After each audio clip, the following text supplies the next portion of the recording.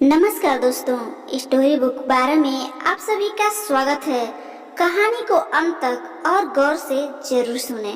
सुबह 9 बजे राजीव चौक के मेट्रो स्टेशन पर राहुल अपना सिर नीचे किए हुए बड़ा उदास होकर अपने एक मित्र राज का इंतजार कर रहा था। तभी राज आकर राहुल के कंधे पर हाथ मारता हुआ पूछता है, अरे यार राहुल, तेरी शादी को अभी 1 सप्ताह भी नहीं हुआ और तू इतनी जल्दी ही ऑफिस जा रहा है। यार, पत्नी के साथ में छुट्टियां मना, कहीं घूमने जा, थोड़ा मौज मस्ती कर।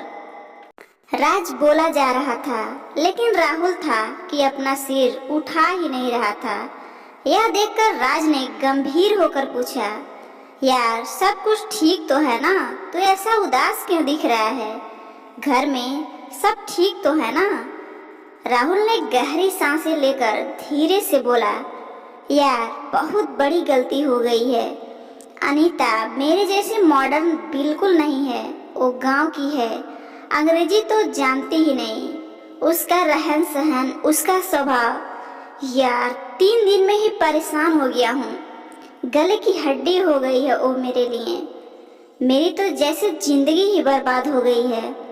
राज ने दिलासा दिलाते हुए कहा, सब कुछ ठीक हो जाएगा यार, तो कुछ समय दे, भाभी को नहीं है ना, दिल्ली में सब कुछ सीख जाएंगे। राहुल ने बात काटते हुए कहा, चल ऑफिस के लिए देर हो रही है। आज राहुल और अनीता के शादी को 3 माह हो चुके थे, लेकिन राहुल किसी भी तरह अनीता के सामने नहीं आना चाहता था।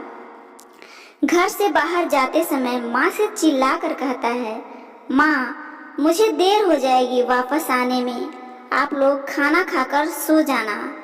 ये तो उसका रोज का बहाना हो गया था। अनीता हर वो प्रयास करती कि कैसे भी वो राहुल को खुश रखे, माँ का भी ध्यान रखती, सुबह से शाम तक घर को सजाने संवारने में लगी रहती। यूट्यूब से देख देख कर बढ़िया से बढ़िया खाना बनाने की कोशिश करती। आज शाम को राहुल गाजर का हलवा खाते हुए जोर जोर से अपने ऑफिस के किसी व्यक्ति से बात कर रहा था। माँ ने ऊंची आवाज में कहा, अरे घर में तो कम से कम शांति से खाया कर, ऑफिस को घर में मत लाया कर।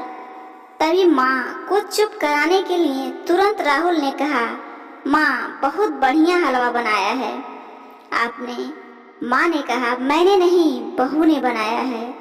यह सुनकर तो राहुल को जैसे सांप ही सूंघ गया। माँ को अंदाजा तो था कि इन दोनों के बीच कुछ तो पक रहा है जो ठीक नहीं है। माँ जानती थी कि राहुल बचपन से ही जिद्दी है, धीरे धीरे शायद सब कुछ ठीक हो जाएगा। वो अनीता से बहुत प्यार करती थी, क्योंकि इतने दिनों में अनीता ने अपनी सासू माँ को अपनी सगी माँ से बढ़कर प्यार किया था, क्योंकि वो अपनी माँ को बचपन में ही खो दी थी। पिता ने ही माँ और बाप दोनों का प्यार दिया था और पिताजी आंसू बहाते हुए विदाई के वक्त अनीता से कहे थे, बिटिया अब से ससुराल ही तेरा अपना घर है और सास ससुर ही तेरे माता पिता हैं। अनीता ने अपना कर्तव्य निभाने में कोई कसर नहीं छोड़ा, लेकिन राहुल का यह स्वभाव उसे हर पल कांटे के जैसे चुभ रहा था और ऐसे महसूस कर रही थी जैसे वो राहुल के लिए बोझ है। अनीता ने ठान लिया कि अब वो ज्यादा चुप नहीं रहेगी। आखिर किस गुनाह की सजा सह रही है? और भरे हुए गले से आंसू बहाते हुए राहुल से बोली, क्या कमी है मुझ में? ऐसा क्यों कर रहे हैं? यदि मैं आपको पसंद नहीं हूँ तो मुझे मेरे पापा के घर छोड़ आइए। राहुल कुछ बोल नहीं पाया, बस धीरे से बोला, ओके देखता हूँ। अनीता की ये बातें जैसे राहुल के कानों में जोर जोर से गूंज रही थी। पूरा दिन उसका काम करने में मन नहीं लगा। जो भी हो, अंदर से कहीं लग रहा था चलो अच्छा है, बला टली, वो अपने घर चली जाएगी, कुछ दिनों में तलाक करवा लूंगा, वो भी किसी और से शादी कर सकती है और मैं भी आजाद। वो जैसे ही घर पहुंचा तो देखा माँ बिस्तर में पड़ी हुई हैं, उसे तेज बुखार है। अनीता ने कहा, सुनिए माँ को जल्दी किसी अच्छे डॉक्टर के पास ले चलिए। राहुल ने तुरंत ओला से टैक्सी मंगाकर माँ को लेकर अस्पताल पहुंचा। पूरे रास्ते अनीता माँ को संभाल रही थी और माँ के लिए लगातार प्रार्थना कर रही थी और दिलासा देती रही कि आप ठीक हो जाएंगी माँ जी। डॉक्टर ने बताया राहुल की माँ के पेट में रसौली है जिसका ऑपरेशन जल्द ही करना बहुत जरूरी है। इसमें 3 लाख रुपए की जरूरत पड़ेगी और उसके पास केवल 1 दिन है पैसे का इंतजाम करने के लिए। यह सुनकर राहुल के डर के मारे हाथ पैर कांपने लगे। वो सोचने लगा शादी में सारी जमा पूंजी भी चली गई थी, अब क्या होगा। राहुल जिसे भी हो सकता था फोन लगाना शुरू किया।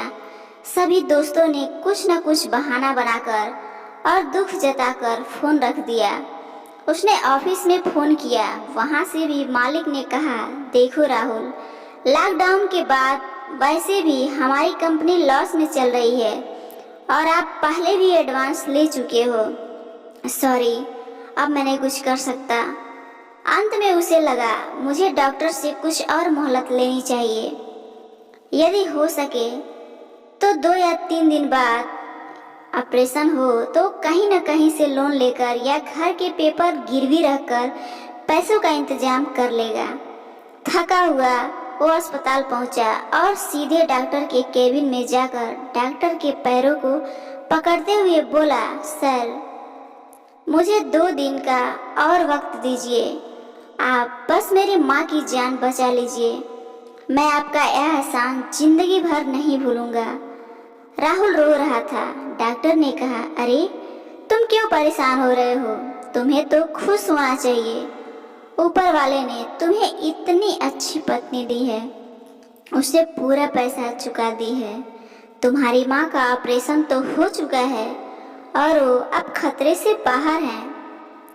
वो राहुल सुनकर यकीन नहीं हुआ तो दौड़ा हुआ लेडीज वार्ड में माँ के पास पहुंचा तो देखा माँ बिस्तर में टिकी हुई हैं और अनीता उनके पैरों को हल्के हल्के से दबा रही है। राहुल को आज अपना कद अनीता के सामने बहुत छोटा लग रहा था।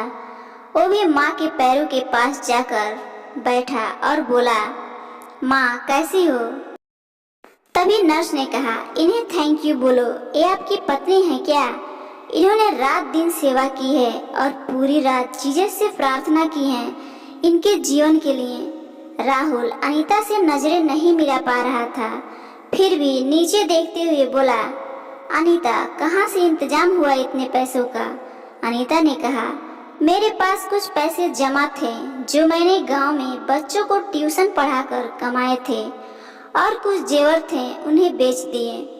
माँ ने धीरे धीरे आंखें खुलकर बुदबुदाते हुए बोली, बेटा ये मेरी बेटी से बढ़कर है। और अनीता का हाथ राहुल के हाथ में रखते हुए बोली, मैं तुम दोनों को हमेशा खुश देखना चाहती हूँ। राहुल के आंखों में पश्चाताप के आंसू अनीता के हाथों में गिर रहे थे। छुट्टी मिलने पर वो दोनों अब माँ को लेकर घर चले गए और प्यार से रहने लगे। तो दोस्तों, एक छोटी सी पारिवारिक कहानी आपको कैसी लगी जरूर बताइएगा और ऐसी ही कहानियाँ सुनने के लिए चैनल को जरूर सब्सक्राइब कीजिए। धन्यवाद।